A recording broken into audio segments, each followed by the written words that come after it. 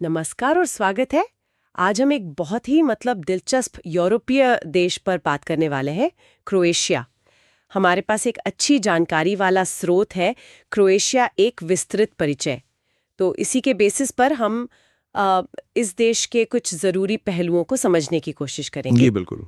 हाँ, ये कहाँ है, इसका इतिहास क्या रहा है, वहाँ की राजनीति, इकोनॉमी, कल्चर कैसा है और क्या चीज़ें हैं जो इसे खास बनाती हैं। बिल्कुल। एड्रियाटिक तट का जिक्र है, गेम ऑफ थ्रोन्स का भी, तो मजा आने वाला है। चलिए शुरू करते हैं। हाँ, क्रोएशिया की लोकेशन ही अपने आप में बहुत सिग्निफिकेंट है।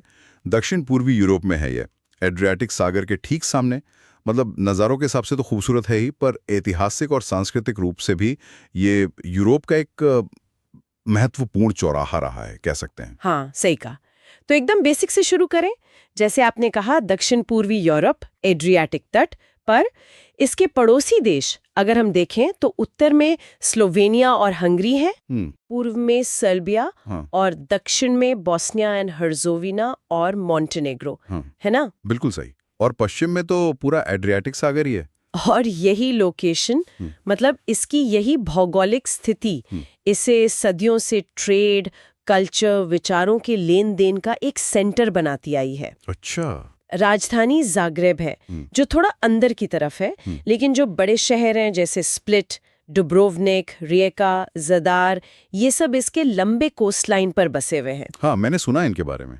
एरिया वाइज देखें तो करीब 56,500 स्क्वायर किलोमीटर का देश है ये, और पॉपुलेशन लगभग 38 लाख 2023 का अनुमान है ये। ओके, यानी बहुत बड़ा भी नहीं, बहुत छोटा भी नहीं। हाँ, एक मीडियम साइज का यूरोपियन देश। हाँ, कह सकते हैं। और भाषा यहाँ क्रोएशियन है। हाँ। धर्म मुख्यतः रोमन कैथोलिक है, पर दूसरे ईसाई समुदाय भी हैं।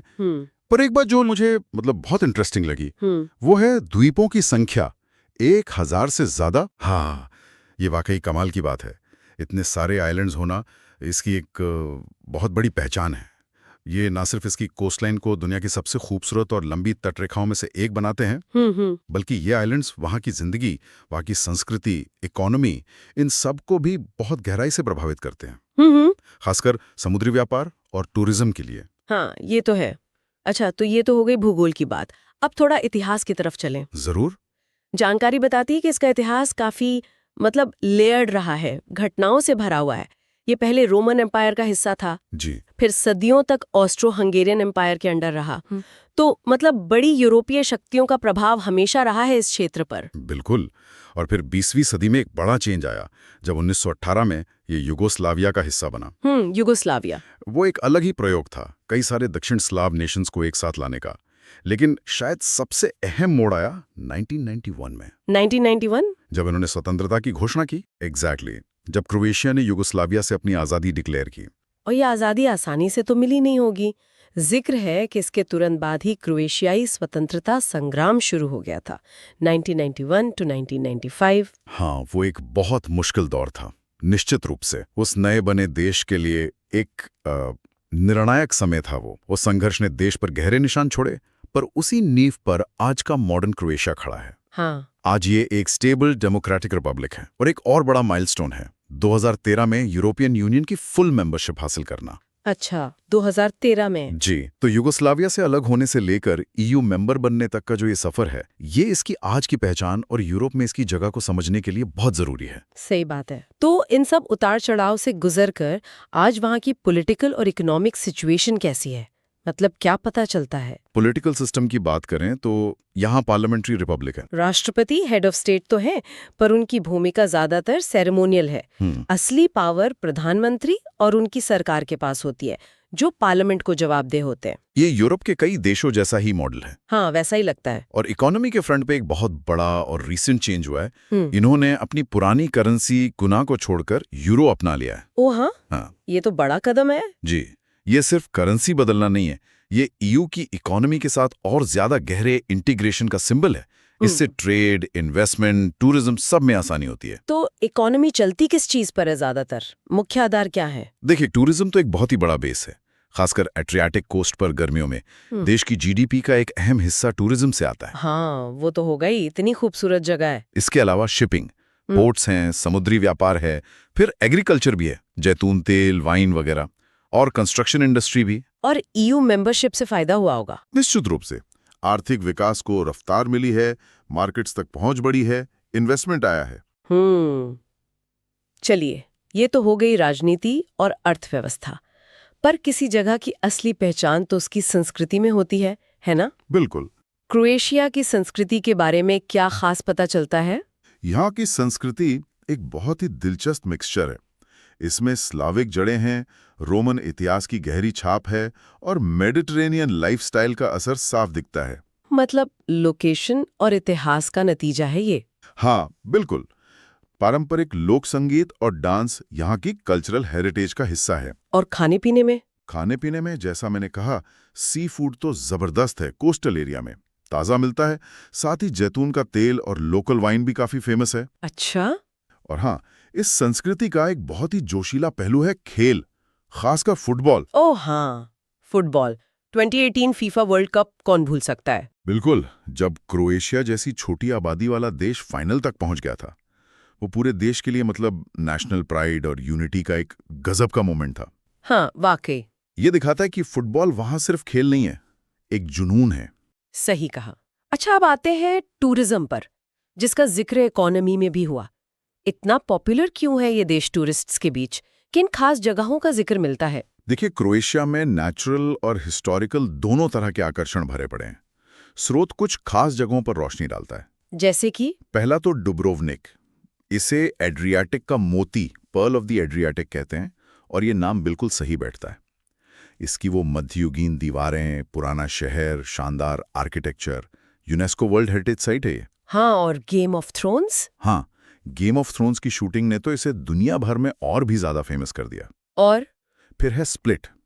ये क्रोएशिया का दूसरा सबसे बड़ा शहर है और इसका दिल है रोमन सम्राट डायोक्लेटियन का विशाल महल। अच्छा, महल। हाँ, पर ये कोई खंडहर नहीं है, एक जिंदा जागता ऐतिहासिक सेंटर है। महल की दीवारों के अंदर ही दुकानें हैं, कैफे हैं, लोग रहते हैं। ये अपने आप में बहुत यूनिक है। वाह, ये तो सुनने में ही अलग लग रहा है। फिर है प्लिट्विस लेक्स नेशनल पार्क। ये भी यूनेस्को वर्ल्ड हेरिटेज साइट है। यहाँ सीढ़ीदार झीलों की एक पूरी सीरीज है जो अनगिनत वाटरफॉल से जुड़ी हुई हैं। तस्वीरें देखी हैं मैंने, बहुत खूबसूरत लगती हैं। पानी का रंग फिरोजी से लेकर गहरा नीला तक बदलता रहता है और चारों तरफ घने जंगल हैं। नेचर लवर्स के लिए तो ये जन्नत है। फिर राजधानी जाग्रेब। ये अपने Austro Hungarian architecture, museums, art galleries और वाइब्रेंट कैफे कल्चर के लिए जानी जाती है। देश का कल्चरल और इंटेलेक्चुअल हब भी है ये। ओके। साफ पानी, पुराने ऐतिहासिक कस्बों और रिलैक्सिंग माहौल के लिए मशहूर है। सेलिंग, स्विमिंग बस आराम करने के लिए परफेक्ट है। इतने सारे अलग अलग तरह के आकर्षण।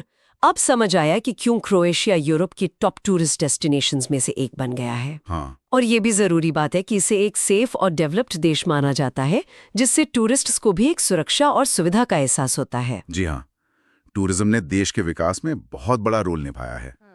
हालांकि इसके अपने चैलेंजेस भी होते हैं, जैसे कुछ जगहों पर ओवर क्राउडिंग या एनवायरनमेंट पर प्रेशर, पर स्रोत इस पर ज्यादा डिटेल में नहीं जाता। पर हाँ, कुल मिलाकर टूरिज्म क्रोएशिया की इकोनॉमी और ग्लोबल इमेज का एक बहुत ब्राइट पहलू है। तो इस पूरी चर्चा और हमारे स्रोत क्रोएशिया एक विस्तृत परिचय से मिली जानकारी को अगर समेटें, तो क्रोएशिया के बारे में मुख्य बातें क्या रहीं? क्या टेकअवेज हैं? मेरे हिसाब से पहली बात तो ये कि एड्रियाटिक सागर पर बसा एक अविश्वसनीय रूप से सुंदर देश है, जिसके पास हजारों द्वीप हैं। बिल्कुल। दूसरी, इसका इतिहास बहुत गहरा है, उतार चढ़ाव भरा रहा है। रोमन साम्राज्य से लेकर ऑस्ट्रो हंगेरियन, फिर युगोस्लाविया और आखिरकार 90s के संघर्ष के बाद आज़ादी। सही। तीसरी, आज ये एक यूरोपियन यूनियन का मेंबर है, पार्लियामेंट्री रिपब्लिक है, इकोनॉमी में टूरिज्म और समुद्री एक्टिविटीज का बड़ा रोल है और अब यूरो करेंसी है। जी।